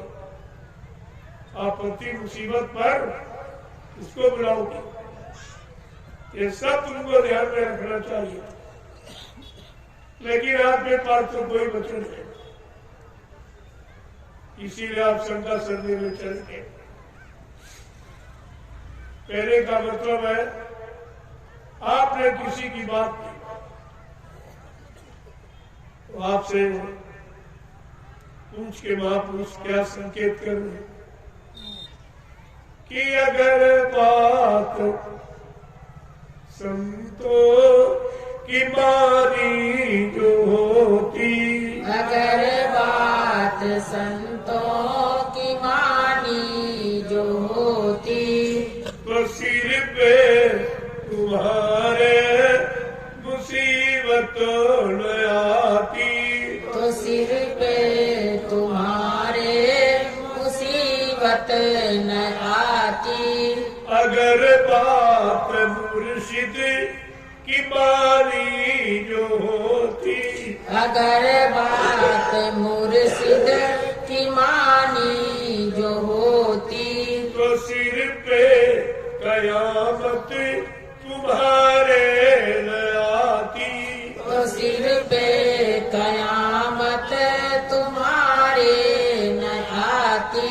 सभी देशवासी ये भाई है अपने, सभी देशवासी ये भाई है अपने, तो फिर बैर की नीति ठानी के तुमने, तो फिर बैर की नीति ठानी क्यों तुमने।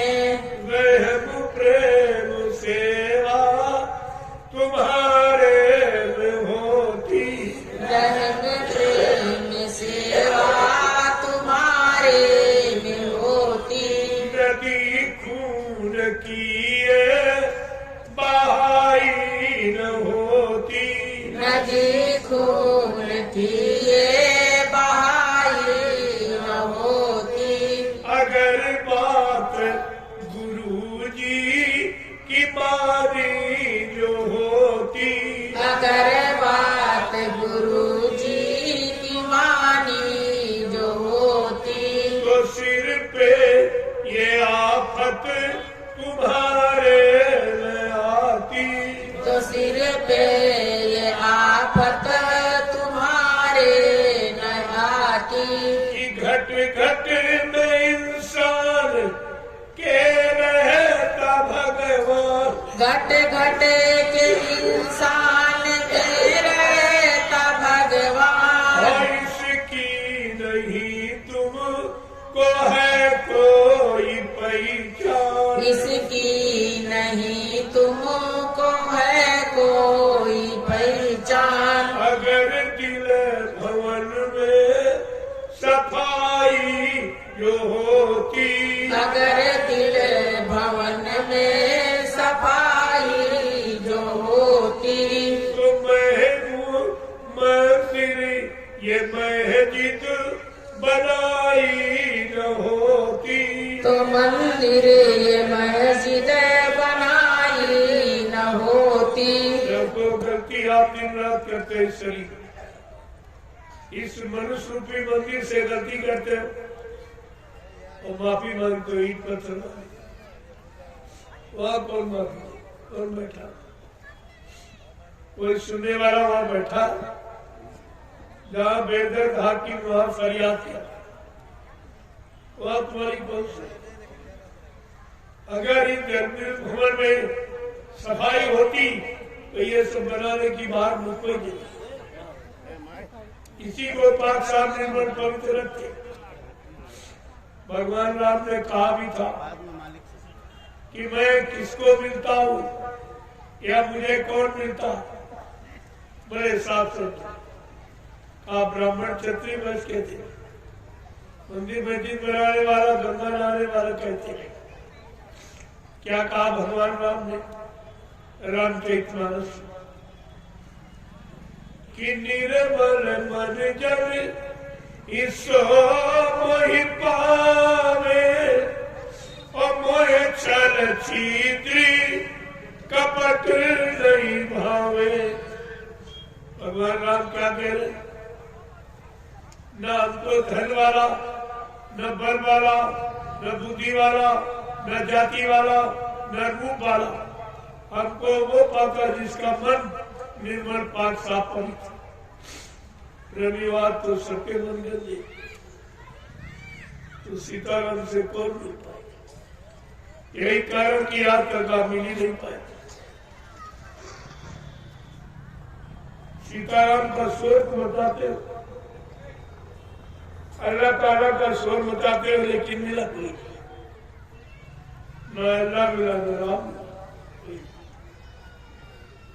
क्योंकि उनके मिलने का तरीका कौन है, फकीरों का, उनके जरिए।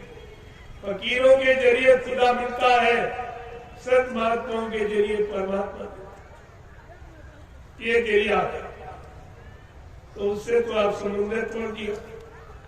न फकीरों से मतलब, न महात्माओं से मतलब। और तभी आप भटक रहे हो, रात दिन धाना बचा तो कहीं कुछ और फिर वे विचार नहीं करते। ये 5-5 बार नमाज अदा करते हैं, एक बार भी खुदा नहीं बोलता है, न मिलता है, न आता है। तो कम से कम आपको जानकारी करनी चाहिए कि खुदा हमसे क्यों नाराज है, नाराजगी का कारण क्या है। ये फकीरों के पास जाओ, वो तुमको सब बताएंगे कि खुदा किस लिए नाराज। तुमने उनकी रूहों को, रहने के मकानों को तुमने काटा मारा, सताया है, इससे खुदा तुम्हारे पर सख्त नाराज। और इसलिए तुम्हारी ये जवान मुबारक इबादत कबूल नहीं की, ये नहीं कबूल कर, और प्रार्थना की रूहों को कबूल नहीं। लेकिन किसी पर इसका कोई प्रभाव नहीं है। ये आखिरकार चलकर फकीरों से पूछे, संत महात्माओं से पूछे कि हमको इतने साल हो गया, मैं 5-5 बार नमाज अदा करता हूँ, खुदा को बुलाता हूँ, लेकिन खुदा एक बार भी नहीं बोलता। न एक बार आता, न मिलता, न कोई चीज देता, न देता। आखिरकार ये नाराजगी क्यों? तो फकीर महात्मा सब बताते, लेकिन तुम अपनी मनमानी में पड़े, अल्लाह बचाने में पड़े, ऐसे बचाते रहो, जीवन निकल जाएगा। कुछ भी कोई नहीं है, क्योंकि वो यहाँ नहीं रहता, तो उधर है। इधर तो तुम्हारी रूह है, उधर खुदा। अब इधर से रूह खुदा को कैसे पाए, जीवात्मा परमात्मा से कैसे मिले? उन फकीरों से मिलो जिन्होंने खुदा का दीदार किया, उन महात्माओं से मिलो जिन्होंने परमात्मा का दर्शन किया। वो मिल जाएंगे, आपको रास्ता बता पहुंचा देंगे, मिला देंगे। लेकिन बात समझ में आवे तब तो। प्रेमी और समझना इतना आसान नहीं। फकीरों को पहचाना, संत महात्माओं को पहचाना, ये इंसान के बस की बात नहीं। पहचान कराने वाला भी कोई होना चाहिए। तुम कैसे पहचान करो? अगर तुम पहचान कर लेते तो अपना काम बना लेते, और किसी का काम नहीं हुआ, सब बेचारे परेशान। जब तक देखो ये यहाँ बैठे, दोनों आंखों के मध्य भाग, ये रूह जीवात्मा का घाट और ये मन का घाट। यहाँ दुआ है, यहाँ दया, रहम। जब रहम करोगे तो रहमान मिलेगा, रहमान तुम्हारे पर रहम करेगा, और तुमने रहम अगर खो दिया तो फिर रहमान नहीं। फकीरों ने क्या समझाया? है खुदा खुद में खुदी, और खुद खुदा से दूर है, और जिसमें जितने देखता सब में खुदा का नूर है। देखो खुदा से दूर है, और जिसमें जितने देखता सब में खुदा का नूर है। रहे मेरा ईमान मिलकर ये मुसलमान जाति बनी। फकीर क्या कह रहे? मुसलमान कोई कौम जाति का नाम नहीं, मुसल्लम ईमान रहमान वो है मुसलमान। जिस पे पक्का रहे ईमान वो है मुसलमान। क्या कह रहे?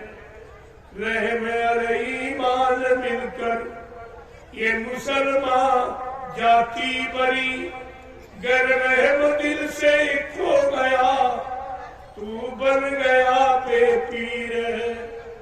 है खुदा खुद में खुदी, और खुद खुदा से दूर है, और जिसमें जितने देखता सब में खुदा का नूर है। आगे क्या कह रहे? हर जिस्म जर्रे में खुदा ने, हर जिस्म जर्रे में खुदा ने रूह को दाखिल किया। कोई जिस्म शरीर खाली नहीं जिसमें खुदा ने अपनी रूह न बैठाई। हर जिस्म जर्रे में खुदा ने रूह को दाखिल किया। जिस जिस्म को तू काटता उसमें खुदा भरपूर है। खुदा खुद में खुदी, खुद खुदा से दूर है, और जिसमें जितने देखता सब में खुदा का नूर है। देखो किस तरह अब ये भूल गया, केवल अल्लाह बताने लगे। बिस्मिल्लाह इर्रहीम रहमान को कोहरा बता। बिस्मिल्लाह इर्रहीम रहमान को कोहरा बता। बन गया तू खुद वो कातिल, समझे खुदा को दूर है। खुदा खुद में खुदी, और खुद खुदा से दूर है, और जिसमें जितने देखता सब में खुदा का नूर है। जब वो किस तरीके से फकीरों ने जवान मुबारक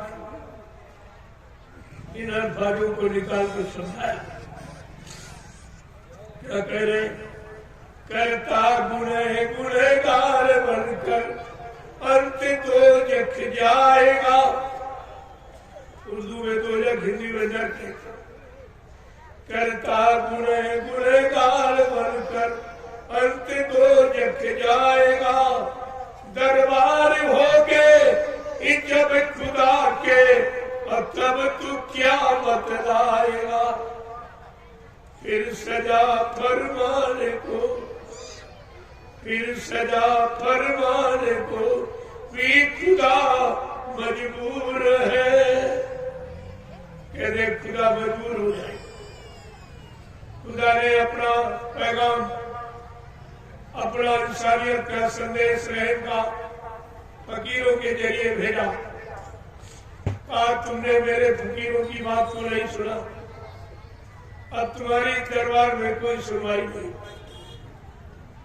चाहे मोहम्मद साहब के उन्हें सिफारिश करें, गवाही दे, लेकिन उनकी भी नहीं मानी जाएगी। इन्होंने गुनाह किया है, पाप किया, हिंसा की, हत्या की, हमें हमारे बड़े जीवों का कत्ल किया है, ये लिया जाए, इस सजा से इनको बरी नहीं किया है। वहां तुम्हारी कौन सुनेगा? केवल तुम्हारी रूह खड़ी है न्याय के तख्त और खुदा पूछ रहा है, मेरे पीर पैगंबर औलिया, मेरे मुर्शिद काबिल फकीर तुझे समझाने जगाने के लिए गए, तूने उनकी एक भी बात रहम की नहीं मानी। उन्होंने रहम और रहमान के बारे में सब बताया और तूने उनकी एक भी बात नहीं मानी। अब जा, इतने दोजख और नरकों में तुझे भुगतान करना। जिनके पैर काटे, हाथ काटे, गला काटा और तेरे साथ यही व्यवहार किया। रवियों वहां रोने चीखने की आवाज वहां तुम्हारी कौन सी? फकीर महात्माओं ने ये सब वहां देखा, तब यहाँ पर आकर हमें आपको शिक्षा दे रहे कि ऐसा कोई बद काम मत करो, नेक काम करो, भला काम करो, नहीं तो इतनी सजा मिलेगी। वहां तुम्हारी कोई सुनवाई करने वाला नहीं, कोई मदद करने वाला नहीं। तब तुमको संत महात्माओं ने यहाँ पर ईश्वरी संदेश, खुदा का पैगाम आपको सुनाया और इस पर बराबर ध्यान आपको रखना चाहिए। लेकिन आप उनकी बातें नहीं सुनते, उनकी बातें नहीं सुनते। क्या कह रहे? करता गुनह गुनहगार बनकर अंत तो जख जाएगा, दरबार होके जब खुदा के, और तब तू क्या बतलाएगा? फिर सजा फरमाने को भी खुदा मजबूर है खुदा खुद में खुदी, तू खुदा से दूर है। कहते कि जो खुदा बेचारा मजबूर हो जाएगा, क्योंकि खुदा ने अपने पीर पैगंबर औलिया, मुर्शिद काबिल फकीरों को भेजा, जाओ मेरा इंसानियत और रहम का संदेश संपूर्ण इंसानी जात को सुना दिया। और सुनाने आया, आपने उनकी एक भी नहीं मानी। जब तुमने नहीं मानी, तुम्हारी कौन मानी? तुमने उनकी नहीं सुनी, तुम्हारी कौन सुनी? आगे क्या बोली कि शुक्र कर ले उस खुदा का और जिसने ये दिया। शुक्र कर ले उस खुदा का और जिसने ये दिया। पाके रखे इस जिस्म को, सबने इसे सिजदा किया। प्रेमियों, इसी जिसने जिसको पाक साफ निर्मल पवित्र रखा, उन सत महात्मा फकीरों को सब नमन करते, सलाम करते, प्रणाम करते। इसी जिसको प्रणाम किया। लेकिन जब पाक साफ निर्मल पवित्र रखोगे तब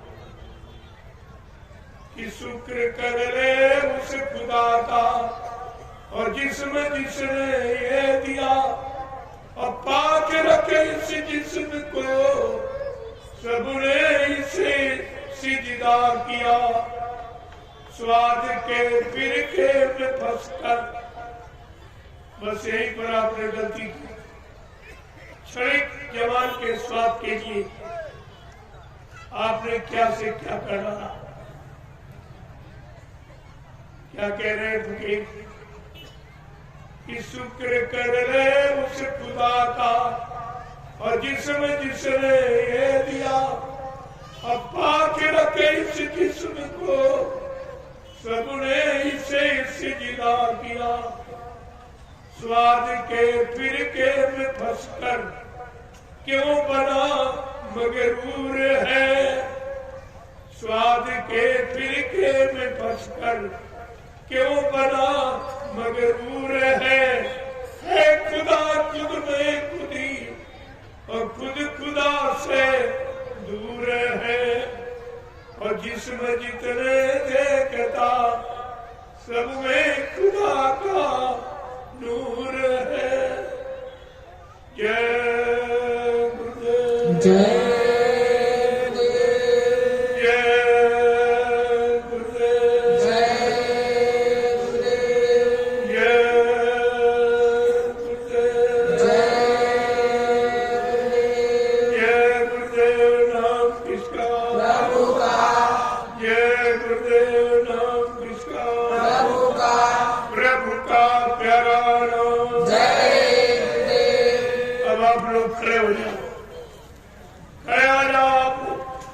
बैठे हो।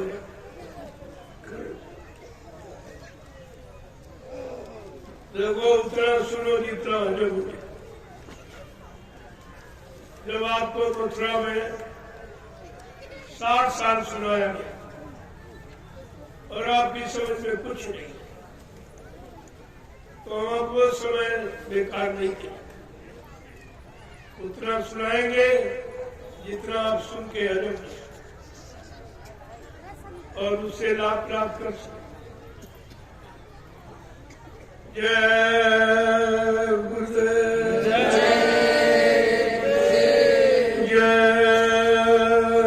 गुरुदेव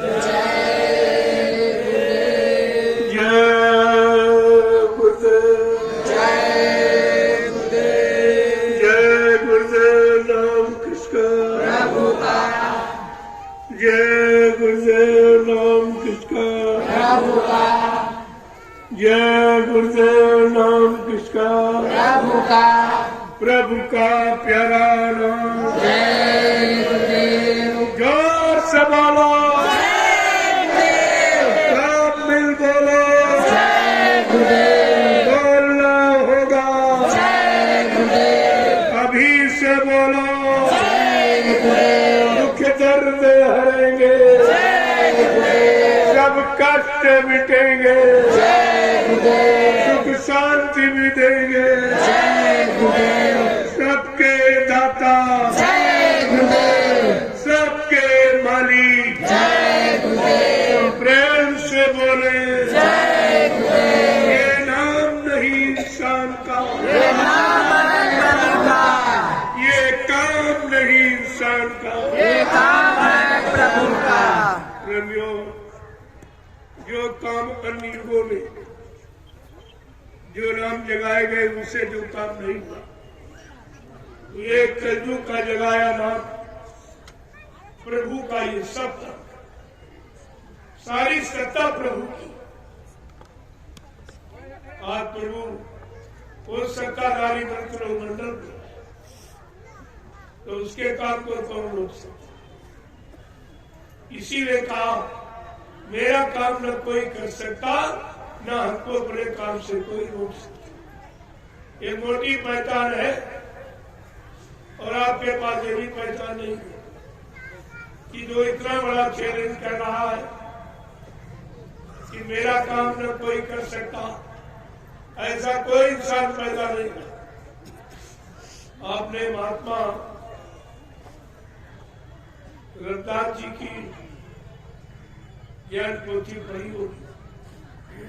संत रविदास जो मीराबाई के गुरु थे, उन्होंने सैकड़ों साल पहले ज्ञान पोथी में एक अपनी भविष्यवाणी लिखी।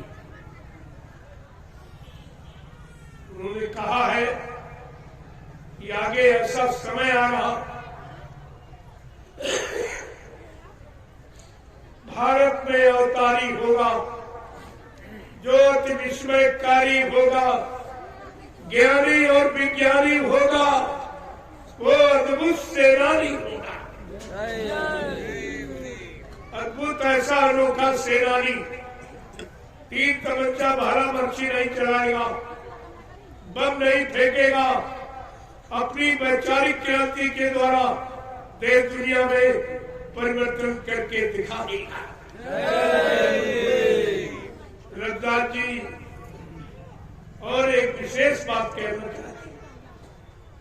क्या कहा उन्होंने? वो सृष्टि का अनोखा अद्वितीय विलक्षण महापुरुष होगा जो ऐसी लीला करेगा कि जीते जी कई बार मरेगा।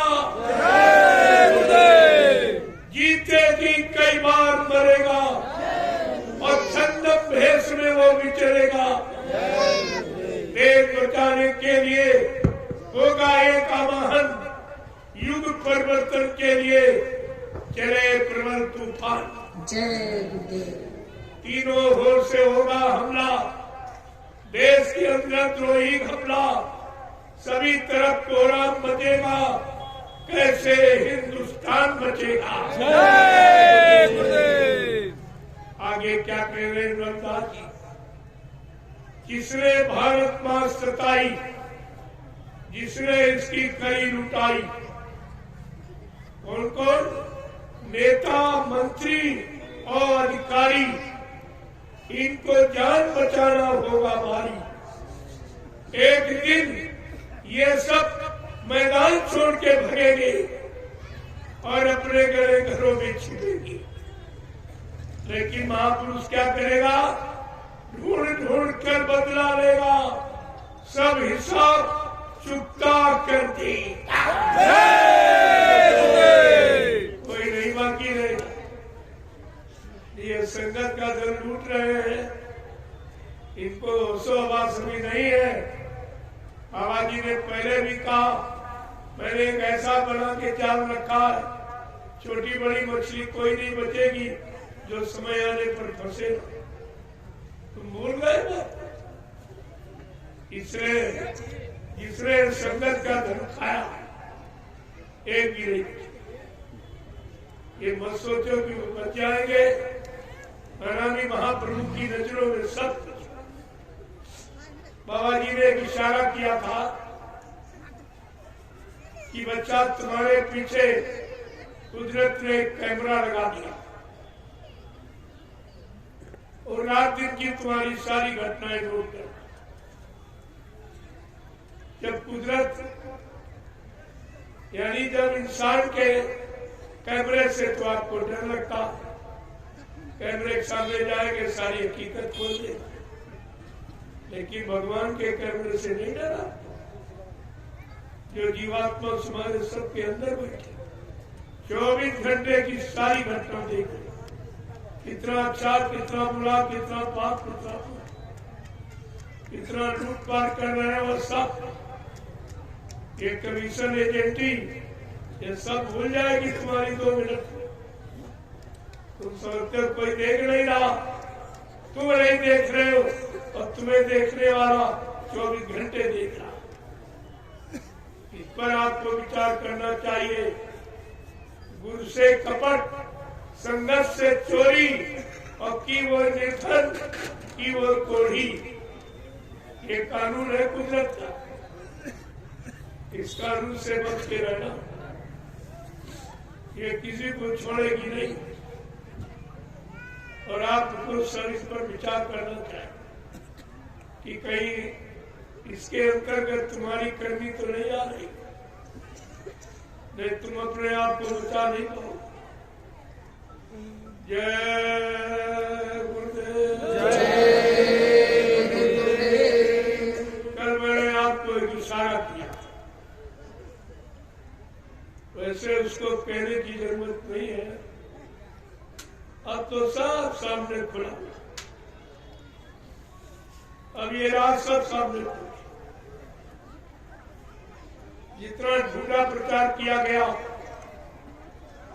उतना जल्दी धीरे धीरे सब समाप्त हो, क्योंकि सत्य की हमेशा विजय होती।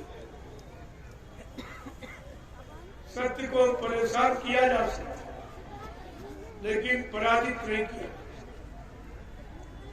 ये आपको ध्यान में रखना चाहिए। अभी तो मैं आपको इशारा कर रहा हूं कि जाओ, अच्छी बात है, नहीं तो कुदरत की बात से नहीं बच पाओ और उससे कोई बचा भी नहीं सकता। वो आप हमारी प्रार्थना स्वीकार करें कि आप सब परिवार साकारी हो जाए और भजन करें। जीवन का मुख्य लक्ष्य है प्रभु की प्राप्ति, भजन। पूजा नहीं है, पूजा ने आपका कोई काम नहीं कर पाए। तुम पूजा करते रहे, परेशानी, बीमारी और दुख तकलीफ और बढ़ गई, ये नहीं काम है। वो स्वामी जी महाराज ने राम जी मानस के उत्तरकांड में इशारा किया कि ऐसे बिन हरि भजन खगेसा और मिट्टी है न जीवन के कलेसा।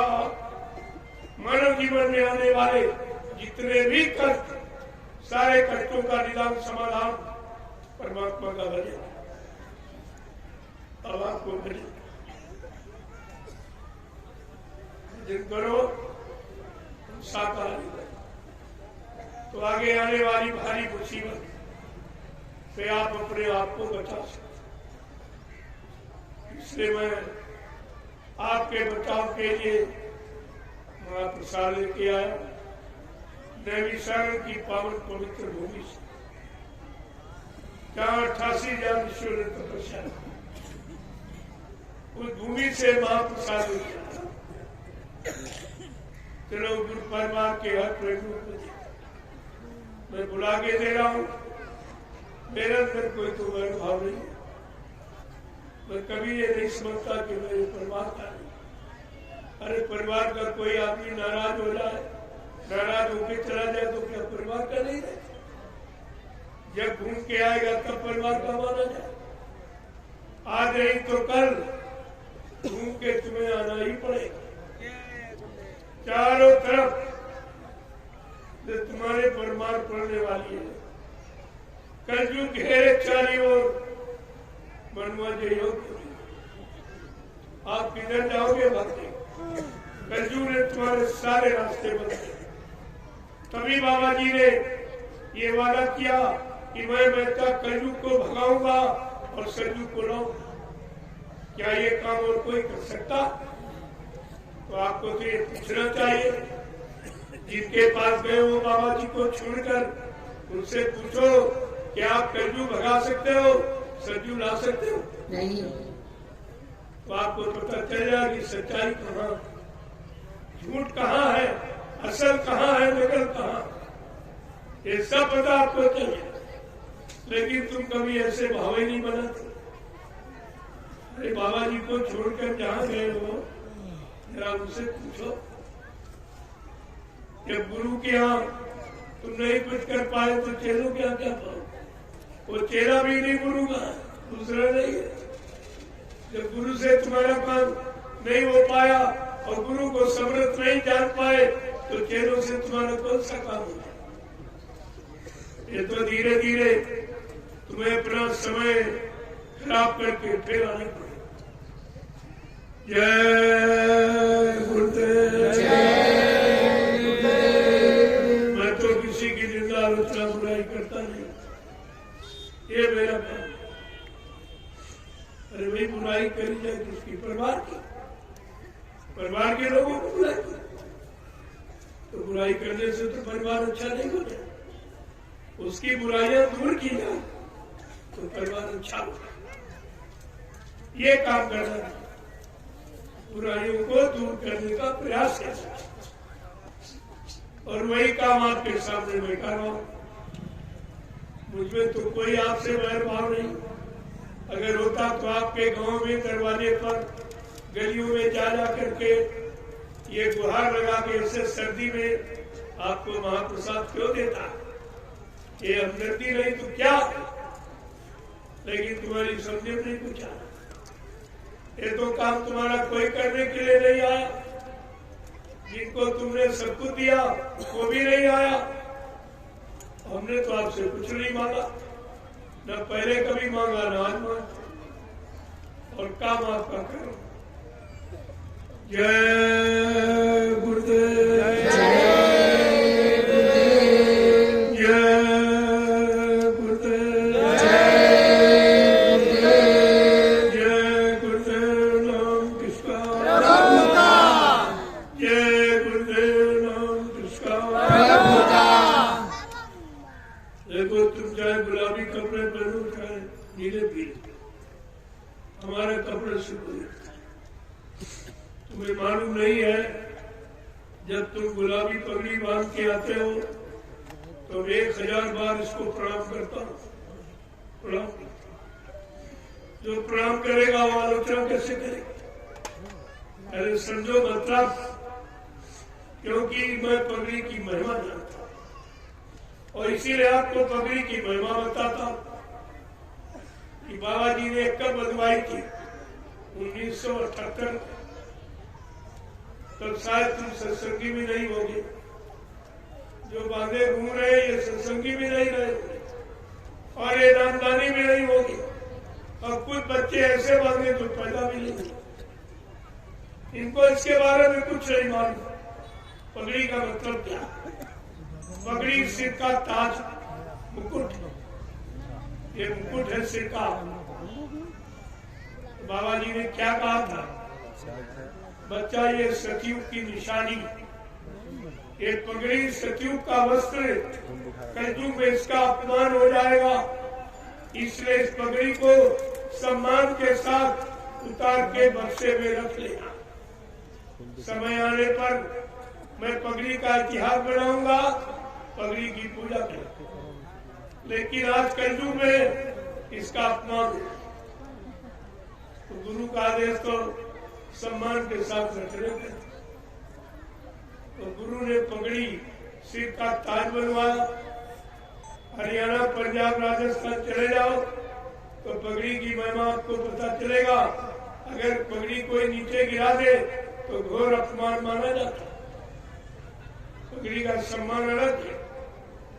तो बाबा जी ने सिर का ताज बनवाया और इसने कुर्ता पजामा सिलवाया, एकदम पगड़ी नीचे।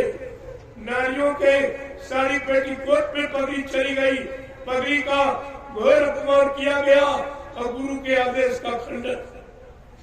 तो प्राप्त तो ये सीधे कर रहा, इसे कौन बात करती? और आपको इस पर विचार करना चाहिए। हमारा लाल पीले कपड़े से कोई कपड़ा बर्तन ढकने की। अगर आप गुरु के सच्चे शिष्य, तो बाबा जी ने तो टाट बोरा आपको पहना था, वो पहनना चाहिए। अगर गुरु के शिष्य हो तो गुरु का आदेश मानते हो, तो ये टाट बक्कर बाना फकीरी वक्ते मुर्शिद पिढ़ाए हुए, ये वक्त के मुर्शिद पहचान। ये टाट बोरा मोहम्मद साहब ने जीवन पर्यंत टाट बोरा ही पहना, दूसरा कपड़ा नहीं से। आज भी जो मजहबी मुसलमान अपने दरवाजे फट्टा लटकाता, लेकिन बेचारा ये नहीं जानता ये निशानी किस, ये मोहम्मद साहब की निशानी। ईसा मसीह उनके पिता ने जीवन पर्यंत टाट ही पहनी। भगवान राम ने 14 वर्ष यही टाट बोरा बनकर बस पहन के जंगल में तपस्या। भगवान कृष्ण के गुरु संदीपन जी ने टाट की लंगोटी लगवा के 16,108 गोपियों के बीच रहे पूर्ण संयम। कितनी बड़ी महिमा गुरु के द्वारा दिए वस्त्र की कीमत की, और इसने गुरु का दिया वस्त्र फेंक दिया होता। तुमने सुना नहीं था कि बाबा जी जब टाट पहनाए थे दिल्ली बोर्ड क्लब पर 10, 11, 12 जून 1983 में, तब यही कहा था, बच्चा ये पार्लियामेंट है, इसमें हिंदुस्तान का कानून रहता, तुम इसके सामने शपथ कसम खा के इस फकीरी भेष को मेरे आदेश के द्वारा शरीर पर धारण करो। ये तुम्हारे शरीर से जब तक नहीं उतरेगा, जब तक देश में अच्छी व्यवस्था नहीं आती। और वोट क्लब पर बाबा जी ने अभी कहा, जो बड़ी इच्छा से टाट बोरा उतार दे उसको सत्संगी मत मानना, वो भविष्य में कोई बहुत बड़ा धोखा कर सकता है। तो इससे बड़ा धोखा क्या गुरु बन गया? ये कम धोखा तो समझ में तुम्हारी कुछ नहीं है, क्योंकि तुमने गुरु के वचन नहीं सुने और गुरु के वचन तुम्हारे पास है नहीं, तभी आप शंका संदेह से बच गए। ये सब ध्यान में। अब ये सब बेचारे जो गुलामी को नहीं बांधेंगे नहीं, उन्होंने तो सही नहीं देखा, इनको पता ही नहीं कुछ। ये कब बनवाई गई, क्यों बनवाई गई, किस काम के लिए, ये वस्त्र किस काम के? बाबा जी ने कहा बच्चा परिवर्तन टाट के द्वारा होगा, टाट के द्वारा। तो मथुरा वाले ड्राइवर ने तो टाट पहना नहीं और उज्जैन वाले पहन के उतार के फेंक दिया। वो तीसरी कौन सी शक्ति टाटधारी जिसके द्वारा परिवर्तन? ये तुम्हें विचार करना चाहिए। बाबा जी के वचनों को संभाल के रखना चाहिए था, तो आपके अंदर कोई शंका नहीं चल। लेकिन आप सब भूल गए, इसीलिए उन बच्चों को याद कराया जा रहा। आगे समय आ रहा जब आपसे पूछा जाएगा तो आप क्या जवाब देंगे? जय गुरुदेव। देखो आज सत्संग का दूसरा, धीरे धीरे जैसे जैसे भीड़ बढ़ेगी मैं सत्संग की रूपरेखा को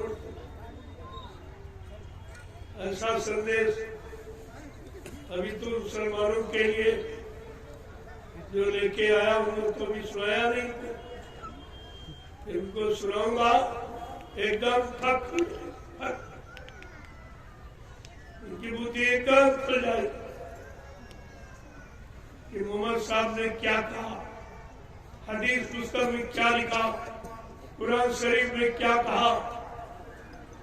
ये सब जानकारी तुम्हारे सामने खोल के रखूंगा और तुम्ही से पूछूंगा।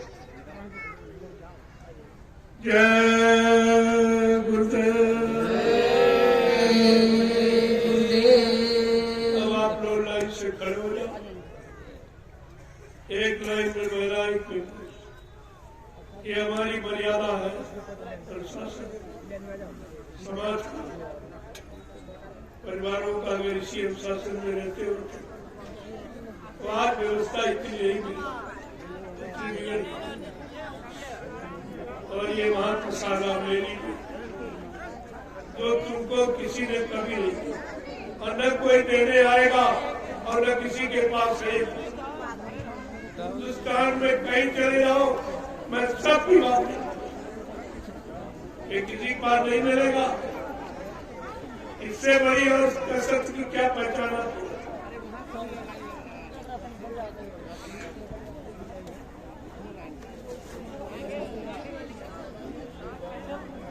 तो तब तक आप लोग झंडे की परिक्रमा करें, तो एक तुम्हारे लिए कोई पैसा नहीं लगा। ये भी एक बहुत बड़ा इलाज समय का आपके लिए है, आप इसको ले लीजिए और झंडे की परिक्रमा।